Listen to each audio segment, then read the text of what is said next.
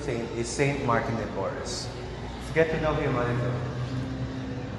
Saint Martin de Porres was born in 1579 at Lima, which is the capital of Peru, and died on 1639.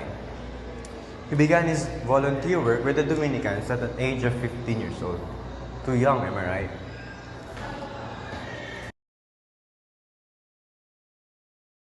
And he became a Dominican lay brother in 1610. In 1837, he was beatified by Pope George XVI. And later on, he was canonized in 1962 by Pope John XXIII.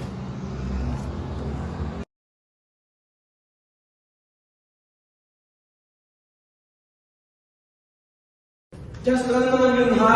Kuya, pautangin mo na ako. Kunti lang yung hinihingi ko. Ano mo na naman? Alam mo naman ang binabayaran ko tuwing katapusan, di ba?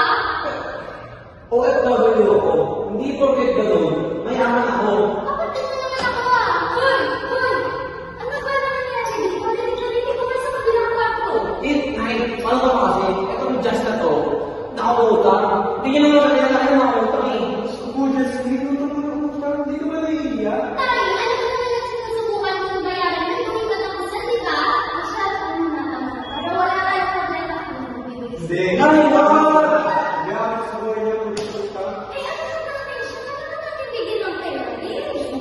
Bumaragin natin na naman yung pagpapakayo na lang. Hindi naman lahat. Porque naman Hindi naman lahat. nakautang ha? Hindi naman lahat.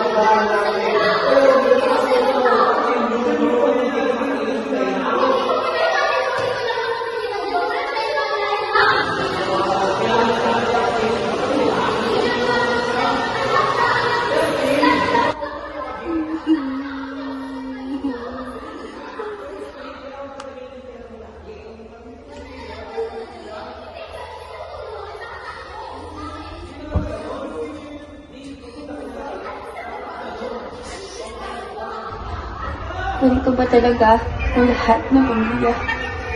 Laging nag-aaway ng dahil sa pera.